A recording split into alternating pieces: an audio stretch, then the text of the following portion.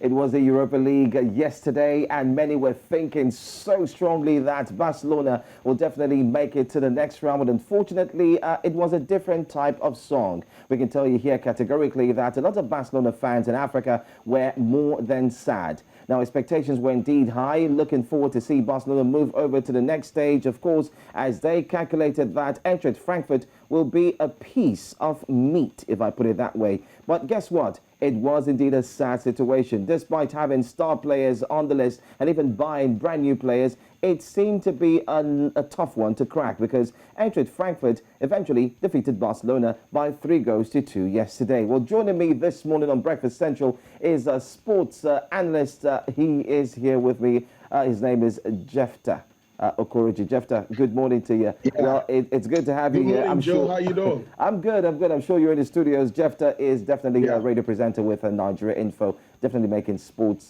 very, very exciting. Jefta, Barcelona crashing out. What did you make out of that drama?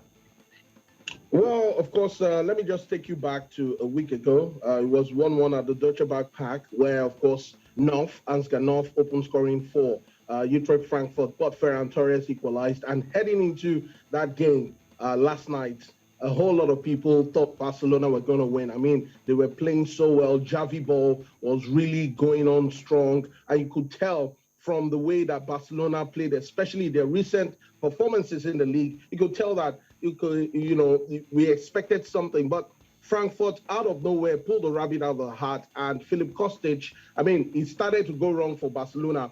Once the penalty was given early on, Filip Kostic, just beating Marc-Andre ter Stegen, made a couple of fine saves, Marc-Andre ter Stegen, but you could tell that Frankfurt wanted it more. Barcelona enjoyed the lion's share of the possession, no doubt, but then again, it was Oliver Glasner's side who just pulled the rabbit out of the hat right there at the Camp Nou, and Barcelona fans could not believe it. Then, of course, came Rafael Borra with that wonderful strike from distance, a goal that you love to see over and over again. And at that point, you knew Barcelona were struggling going into the break, 2 goals down. And then came the final nail on the coffin once Filip Kostic got his second on the night, and of course, Frankfurt's third. And at that point, you just knew it was all over for Barcelona. But then again, they fought back with goals from Sergio Busquets and then Memphis Depay scoring a late penalty. Much of the conversation lay with Frankfurt, but then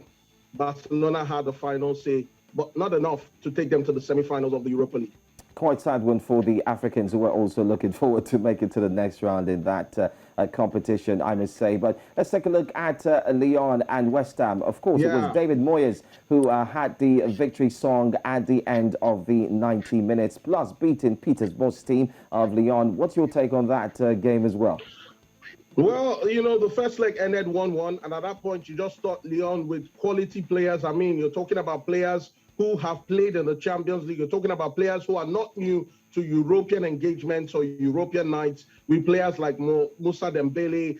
You look at Serie A, but again, I mean, West Ham just came with surprise. The first time since 1976 that they'll be making it to the semi-final of a European competition. First, it came as a surprise when, of course, Craig Dawson actually scored the first goal. And at that point, away from home, I thought, okay, maybe Lyon will come back because they have this propensity of always coming back, especially when they go a goal down. But then Declan Rice with a beauty of a second goal. And at that point, you just knew he was running away from Lyon because, I mean, West Ham, but again, it's no surprise because you look at the work David Moyes is doing in the league and you just want to allude to the fact that he's really done well. Manuel Lanzini, Jared Bowen, who scored the third goal. You look at, the midfield where you have Declan Rice and then players like Thomas Susek, who also is, really hitting the strides. And I'm really happy that at least an English team, a team from the EPL, is in the semi-final of the Europa League, more so West Ham, when nobody actually gave them a chance. And also not conceding. I mean, that is a big plus. Areola was immense on the night. You could tell that West Ham wanted it more, and no surprise for the win. So happy. All right, so happy. Well, I'm afraid time will fail us here if we need to continue to talk about what took place in the Europa League, plus other sports action or sporting code that also were in action in Africa. I want to say thank you so much, Jefta Okoroji, for being here with us on a Friday. Hopefully, we'll see you next week Friday as we will take a look at what to expect in various leagues. Always welcome. Thank you. All right.